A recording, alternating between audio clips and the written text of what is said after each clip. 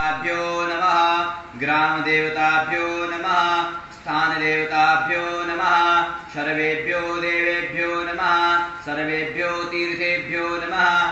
एतत् कर्मप्रधान देवता श्री महामृत्युंजयाय नमः, नारायणाय नमः, सुमुखाय नमः। पुनः गन्धाक्षरपुष्पैः मंगलमन्त्रान् पठेयुः।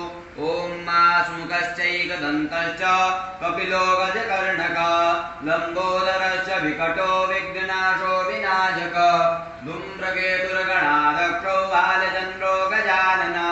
द्वादशेतानि नामानि यः पठेत् शृणुयादपि। द्वितीयारम्भे विभावे च प्रवेशे निर्गमे तथा संग्रामे संकटश्चैव विघ्नस्तस्य न जायते। शुक्लाम्बरधरं देवं शशिवर्णं चतुर्भुजं प्रसन्नवदनं ध्यायेत् सर्वविघ्नोपशान्तयेत्। अभीप्सितार्थसिद्ध्यर्थं पूजितो यः सुरासुरैः सर्वविघ्नहरस्तस्मै गणाधिपतये नमः। सर्वमङ्गलमाङ्गल्ये शिवे सर्वार्थसाधिके शरण्ये त्र्यम्बके गौरी नारायणी नमोस्तुते।